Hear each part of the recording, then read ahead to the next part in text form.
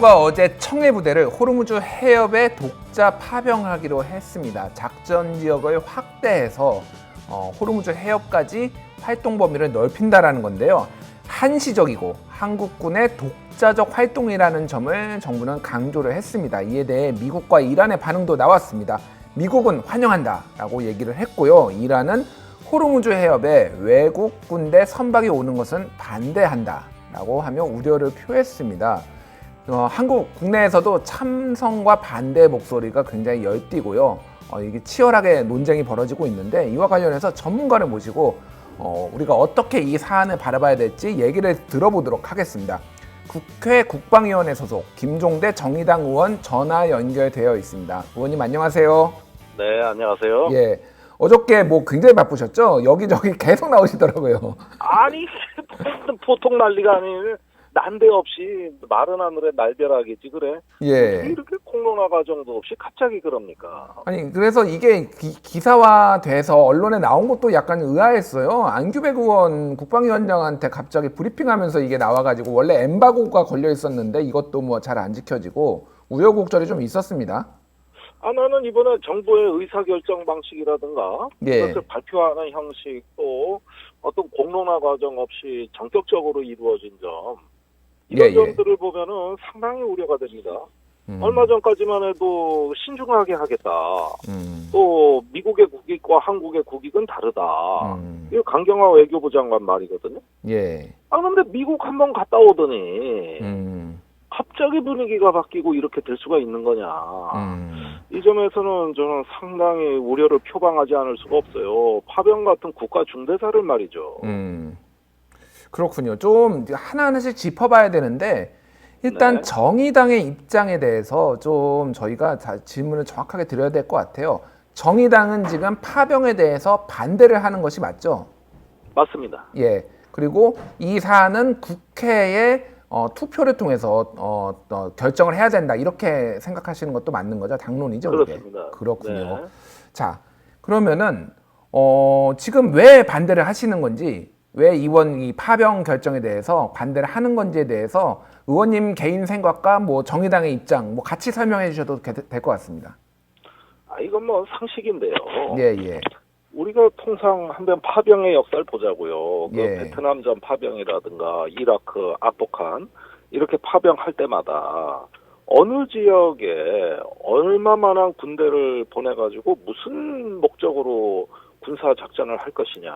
예. 이런 부분이 다 검토가 끝나고 가지 않았어요? 예. 그런데 이번 파병을 보면 깜깜이 파병입니다. 도대체 호르무즈 해협 인근이라 그랬는데 어딜 말하는 것이며 예. 또 어떤 위협을 상대로 하는 것이며 여기 해적이 있습니까? 뭐가 무장단체하고 국가하고는 어수선하게 돼 있는데 도대체 상대가 누구냐? 예. 그다음에 작전 계획이 뭐냐? 구축함 한 대로 할 수 있는 단독 작전이 어디 있습니까? 이 세상에. 그것도 생판 모르는 장소에 가서. 예. 그러니까 이런 부분들이 전부 안개 속에 가려진 채 일단 그냥 가겠다는 거예요. 그러면은 이런 파병은 없거든요. 예. 군대가 놀러 가는 겁니까? 그러니까 이런 관광을 가는 것도 아니고 그런 어떤 파병이라는 건 존재할 수가 없는 파병이고 또 예. 절차적으로도 문제가 많죠. 우리가 청해부대를 아덴만으로 보낼 때 그 파병위원장 동의안이 작년에 국회를 통과했거든요. 그렇죠. 예. 거기에 보면은 해적 퇴치라고 돼 있고 교민의 안전이라고 돼 있어요. 예. 자, 호르무즈 해협에 무슨 해적이 있습니까? 그다음에 교민이 무슨 위협에 처했습니까? 그러니까 확인하기도 어려운 막연한 어떤 사실을 가지고 그러니까 호르무즈에 위협이 되니까 우리 구축함을 보내겠다. 그러면 호르무즈가 위협이 된 적이 한두 번입니까 지금까지? 자, 그런데 어지러울 때마다 그랬지. 지난 12월에 파병안이 통과가 됐을 때 작전 지역 범위는 또 이렇게 넓힐 수 있다라는 것이 기재가 돼 있었고 그거에 대해서 의원들이 또 동의를 해서 이게 된 거고 정부에서는 그래서 그거에 따라서 지금 하고 있다 이렇게 말을 하고 있는데요. 아니 작년에 파병위원장 동의안에는 아덴만 해협과 그 일대라고 돼 있어요. 예. 여기서 그 일대라는 표현을 어디까지로 볼 것이냐 하는데 국방부 시각은 호르무즈가 가까우니까 다 그 일대다 이렇게 보는 확대 해석이거든요. 아라비아만 쪽까지 이제 오만이나 뭐 그쪽까지 이제 다 일대다라고 보는 거죠, 국방부는. 예. 그렇죠. 다 연결돼 있다 육지로는. 그리고 뭐 해협 두 개가 나란히 아래 위로 있는데 하나는 호르무즈고 하나는 아덴만 아닙니까? 그러니까 뭐 거기가 거기다 그러지만 어떻게 거기가 거깁니까? 천지 차이지. 아니 호르무즈 해협하고 아덴만은 작전 환경이 전혀 다른 데고 또 군사적인 목적이 다르기 때문에 그 일대라는 모호한 말로 해석할 문제가 아니라 군사 작전의 목적이 다르면 다른 파병이라는 거예요. 예. 그런데 청해부대가 지금 아덴만에서 작전하지만 또 아덴만에 요즘 해적이 다 없어졌대요. 아, 그래요? 예. 그래서 여력이 있어서 글로 간다 이거예요. 아. 그러면은 돌아와야 되는 거 아닌가요? 해적이 없어졌으면 저는 그렇게. 아니 그런데 또 사라지면은 해적이 나타날 수도 있는 거죠. 예. 우리가 철수해 버리니까 철수해 버렸다. 이제 또 해적질하자. 이럴 수도 있는 거 아닙니까? 그러다 보면 해적 퇴치라는 목적은 유효합니다. 예. 이 점에서 보면은 우리가 알고 있던 파병은 이 정도 수준인데 만약에 호르무즈에 이란의 지상군 전력이 쫙 깔려 있습니다. 예. 뭐 대포, 미사일, 어뢰 뭐든 다 날라올 수 있는 아주 좁은 해역이에요. 예. 거기에다 이란이란 국가를 상대로 하는 것이고 또 이란뿐이 아니라 친이란 세력이 있습니다. 예. 그 레바논의 헤즈볼라가 있죠. 예. 이것도 이제 시아파 조직이고 친이란 세력으로서 이란의 지원을 받고 있고요. 그다음에 예멘에 후티 강군이 있어요. 예. 여기도 시아파입니다. 그런데 이렇게 중동 여기저기에 있는 듬성듬성한 무장 세력 또는 무장 단체가 이란이란 국가의 어떤 존재감을 보이기 위해서 자기 무장 정파의 어떤 존재감을 부각시키기 위해서 뭔가 행동을 취할 수도 있는 거예요. 그리고 제가 UAE에 우리나라가 원전을 수출할 때 지금 한창 공사가 다 됐습니다만은 예멘의 후티 반군이 이 미사일까지 갖고 있는 반군입니다. 그런데 그 원자로를 미사일을 날려보내 폭격하겠다고 협박한 적도 있어요. 그거 경비를 지금 한국군이 하고 있습니다. 아, 지금 한국군이 지금 그 원전 경비를 하고 있다고요? 그렇죠. UAE에 가서 경비 지원을 하고 UAE 특수군을 우리가 훈련시키고 있어요. 아, 그렇군요. 이게 이명박 대통령이 비밀리에 UAE하고 맺은 군사 동맹 조약 때문이에요. 그러면 보자고요. 이게 구축함이라 그러면 군사학에서는 공격 무기로 분류됩니다. 그런 어떤 최신의 어떤 공격 무기가 떡하니 한 척 호르무즈 해협에 나타나면 세상이 다 아는 건데. 그러면 중동에 주는 어떤 명료한 메시지가 있는 거잖아요. 그러면 누가 반응할지 몰라요. 이란은 그렇다 치더라도 이 무장단체는 어떻게 할 것이냐. 그렇군요. 그다음에 이란의 군대를 어떻게 믿습니까? 자기 나라 국민이 탄 여객기까지 격추시킨 나라 아니에요. 그러니까 지금 의원님 말씀은 사실 이란이 우리나라 이제 청해부대를 공격할 가능성이 있지만 그것도 우려되지만 그거보다는 또 시아파 무장 조직, 레바논 헤즈볼라라든지 이런 데들이 존재감을 드러내고 한국군 자체가 굉장히 적대적으로 인식을 해서 그거를 공격할 미사일을 쏘거나 할 가능성도 배제를 할 수가 없다 이렇게 보시는 거군요. 아니 당연한 겁니다. 그게 바로 중동입니다. 그런데 이런 류의 목적도 불분명하고 군사 작전 계획도 없는 파병을 섣불리 하면은 우리 교민이 안전해지는 게 아니라 거꾸로 더 위험해질 수 있는 거예요. 그렇군요. 그래서 신중하겠다고 한 입장이 어떻게 며칠 만에 바뀝니까, 그래. 자, 그런데 지금 정부가 이런 결정을 내린 데에는 아무래도 여러 가지 고려들, 이를테면 미국이 강력하게 요청을 했다라는 것도 있겠고, 또 남북 관계, 지금 이를테면 북한의 개별 관광을 허가하겠다라는 정부의 방침도 있는데, 이런 것들의 어떤 윤활유로서 서로 뭐라고 할까요? 이렇게 서로 원하는 거를 좀 풀어주자, 들어주자라는 그런 방침으로 지금 이해를 하기도 하는데 그거에 대해서는 어떻게 보시나요, 의원님은? 아주 위험한 사고방식입니다. 제가 항상 이런 류의 사고방식에 대해 가지고 경고를 날리는데 제가 노무현 대통령 때 청와대에 있었잖아요. 그때 윤영관 외교부 장관이 이라크 파병 요구를 하는 미국에 갔어요. 예. 그래가지고 파웰 국무장관을 만나가지고 예. 아니 북한 너무 압박하지 마라. 예. 우리가 이라크 파병해 줄 테니까 그 북한에 대해서는 평화적인 해결을 좀 모색해달라 이렇게 얘기하니까 예. 콜린 파웰이 대답을 안 해요. 그러더니 한참 있다가 미국은 미국의 길을 가겠다.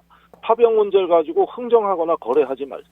딱 잘라버립니다. 그렇군요. 자, 우리가 예. 이게 뭐 옛날 그 우리 못 살던 시대 박정희 대통령 시절에 베트남 파병에서 뭐 전비 그걸로 해가지고 경제 개발했다. 뭐 이런 류의 어떤 그 말들도 있지만 그거 다 옛날 얘기입니다. 예. 이제는 우리가 희생을 치르고 부담을 하는 거예요. 그런데 이걸 통해 가지고 전혀 다른 문제인 북한 문제라든가 방위비 분담금 문제 뭐 좀 떡고물이 있지 않겠느냐는 식의 이 사고 방식은 지금 국제 정치를 한참 모르는 얘기일 뿐더러 국가의 품격에 맞지 않아요. 그렇군요. 어떻게 장병의 생명을 가지고 흥정의 대상으로 삼습니까? 그리고 저기 미국 자체가 그런 사고 방식을 정말 싫어해요. 우리 자주적으로 결정하는 거예요. 그리고 약소국의 어떤 그 피해 의식으로 자꾸 어떤 그 강대국에게 무언가 잘 보이면 다른 이익이 있을 거라는 거는 저는 아까 보기에 망상에 가깝습니다. 알겠습니다. 자, 이제 어찌됐든 정부는 파병 결정을 한 상황이고, 근데 양 거대 정당이라고 해야 되나? 민주당과 자유한국당은, 뭐 자유한국당은 국회 비준을 받아야 되는 거지만은 이번은 어쩔 수 없으니 가도록 하겠다라는 거고, 민주당은 뭐 국회 비준까지 필요 없다라는 식으로 이제 정리가 된 것 같아요, 입장이. 그러면 이제 이거 어떻게 우리가 좀 이거를 슬기롭게 좀 해결할 수 있는지, 뭐 의원님의 개인적인 생각이나 정의당의 입장에 대해서 좀 말씀해 주시죠. 아니 저는 뭐 정부의 고충도 좀 이해가 가는 국면은 있어요. 예. 그 명나라가 광해군한테 후금을 정벌하라고 막 파병하라고 3년 동안 들들 볶지 않았습니까? 그렇죠. 예. 그때 파병을 하는 척하면서 후금의 사신을 보내가지고 우리 싸우지 말자고 또 밀서를 보내고 그랬잖아요. 그렇죠. 예. 그러니까 파병 같지 않은 파병을 하면서 나름대로 광해군이 균형 외교를 하려고 했던 거 아니겠어요? 예. 그러니까 이번에 정부 결정도 자세히 보면은 무슨 호르무즈 해협을 휘젓고 다니겠다는 뜻은 아닌 것 같기도 해요. 예. 뭐 이란에도 또 대사한테 이거 좀 이해 좀 해달라 이러면서 파병했다는 거 아니에요? 파병 결정한다는 거 아니에요? 예. 그게 마치 그 광해군식 외교하고 비슷해 보여요. 그렇군요. 예. 그런데 문제는 조선시대는 이런 걸 몰래 해도 됐어요. 예. 근데 지금은 다 공개되는 세상입니다. 요즘은 다 트위터로 공개하잖아요. 그런 것들 막. 예. 원래 이란 사태가 트위터 전쟁이었어요. 그 그렇죠. 솔레이마니 사령관이 트위터로 트럼프를 조롱하다 암살당한 거예요. 예. 그런데 이런 상황에서 양다리 걸치는 모습을 보여주면은 그것도 체면 깎이는 거고. 그렇군요. 그러니까 이런 부분에 있어서는 다소 신중한 모습으로 버텨도 될 만했다. 그런데 지금 그 자칫하면은 이 부분이 뭐가 뭔지 모르는 양다리 삼다리 전략으로 가게 되면 이거는 또 우리 국가적인 위신이나 품격의 문제가 생길 수 있습니다. 알겠습니다. 자, 이거 트위터 얘기를 해서 좀 여쭤봐야 되는데, 이제 한국 그 중앙일보 기사였는데요.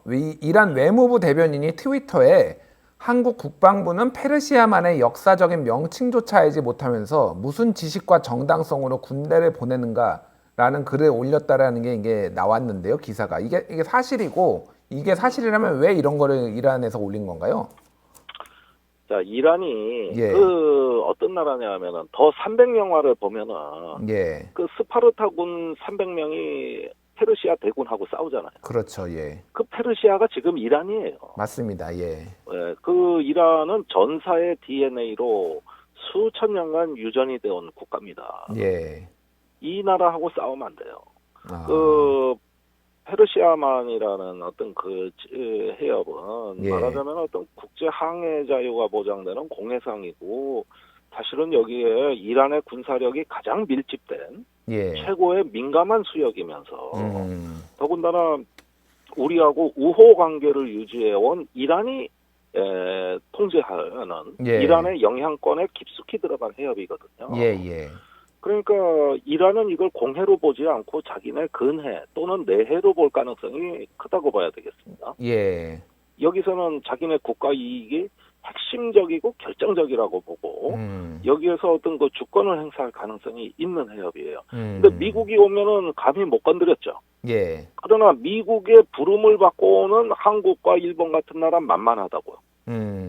그러니까 미국은 못 때리고 그 대신에 한국에 대해 분풀이할 가능성이 있다고 봐야 되겠죠. 아, 그럴 그리고, 가능성이, 예. 예, 이란이 한국을 그동안 얼마나 좋아했습니까?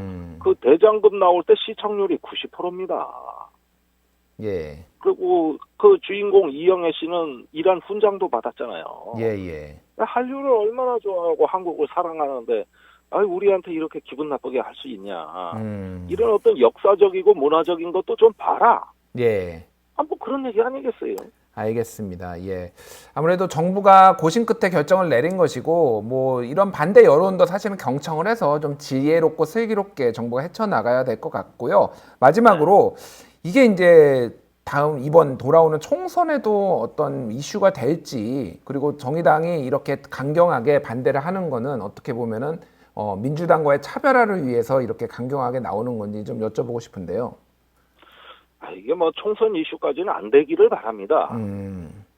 그러나 만약에 우발적인 상황이 발생하면 그때는 문제가 달라지겠죠. 우발적으로 공격을 받는다든지 뭐 사상자가 생긴다든지 이런 말씀을 하시는 이런 거를 예. 말씀하시는 아니 거죠? 물론 파병에는 반대하지만 예. 그렇다고 해서 그 민감한 수역에 가는 장병들이 보다 안전하게 그 임무를 완수하기를 바라는 마음은 정의당도 똑같은 거거든요. 예. 그들의 무운을 기리고 무사 기환을 바라는 마음이 왜 저희라고 없겠어요. 그런데 어떤 그 중동의 복잡한 정세에 한 발을 빠쳤을 때 예측할 수 없는 그런 어떤 그 우발적인 상황들을 과연 우리가 감당할 수 있겠느냐. 이런 점에서는 총선에서 그런 의제가 안 나오길 바랄 뿐입니다. 알겠습니다. 예. 뭐 어쨌든 뭐 다양한 의견들을 많이 경청을 해서 정부가 지혜롭게 좀 이거를 풀어 나갔으면 좋겠습니다. 지금까지 국회 국방위 소속 정의당 김종대 의원이었습니다. 감사합니다. 감사합니다.